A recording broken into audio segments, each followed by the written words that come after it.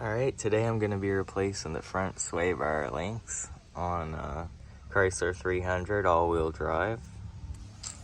And I'm going to get the front end jacked up here and get a little jack stand under there, and we're going to take the front wheels off.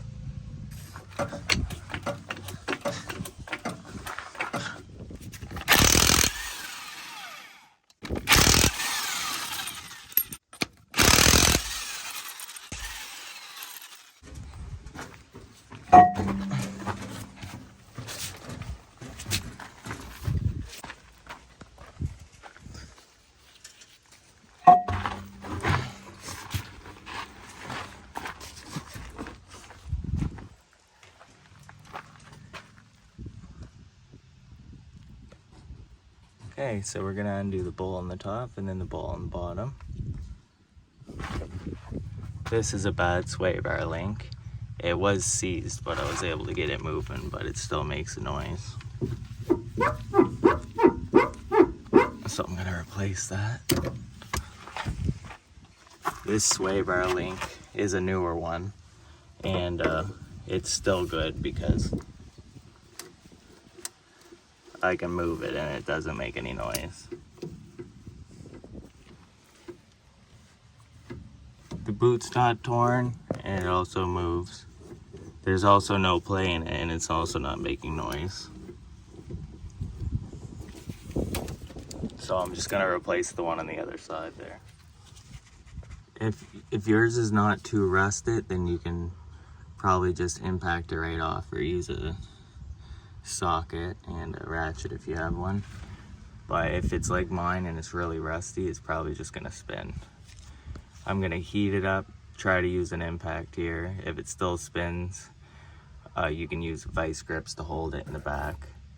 Some people don't even like to waste time, they'll just skip right to cutting it off. So you can do that, just be careful not to damage where it bolts onto. But yeah, if you want to cut it off, you can just cut it right off and then put the new one on.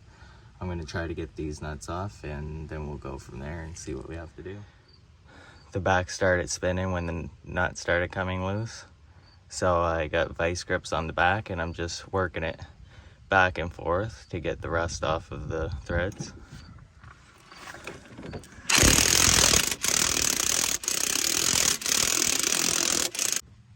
Alright, so if they're so rusted that you can't get them off, then you can just skip to cutting it if you have something to cut it with. So I'm gonna get the grinder out with the cutting wheels and I'm gonna start cutting this off.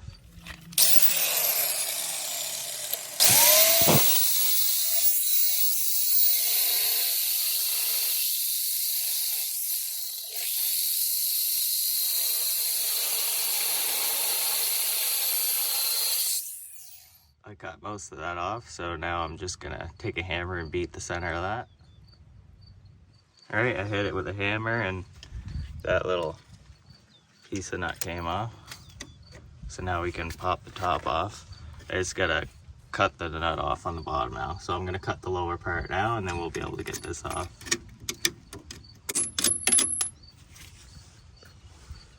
Alrighty, I just cut the bottom nut off now, so we should be able to just knock this off now.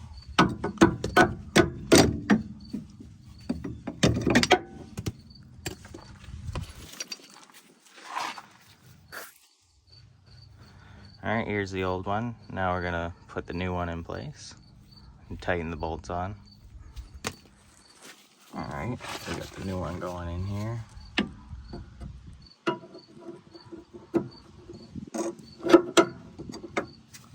Got the bottom in. Now I'm just gonna bend the top to fit in that hole there. You can start the nut on the bottom one and then we're gonna finish bringing the top one through.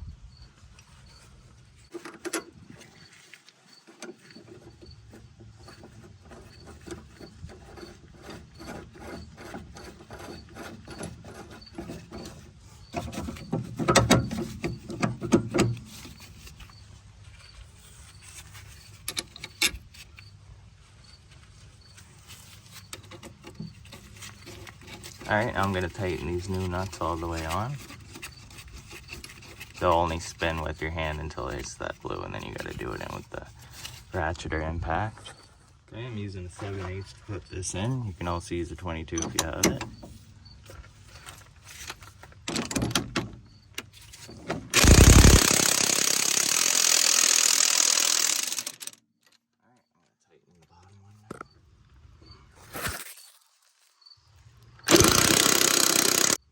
Alright, I got the top and bottom bolts in nice and tight. So now I'm going to put the wheels back on and we're going to lower it to the ground. Alright, the wheels are back on. And now after you torque the wheels, then we can go for a test drive. This is the aftermath of the old one. The one on the top is too loose and the one on the bottom is seized.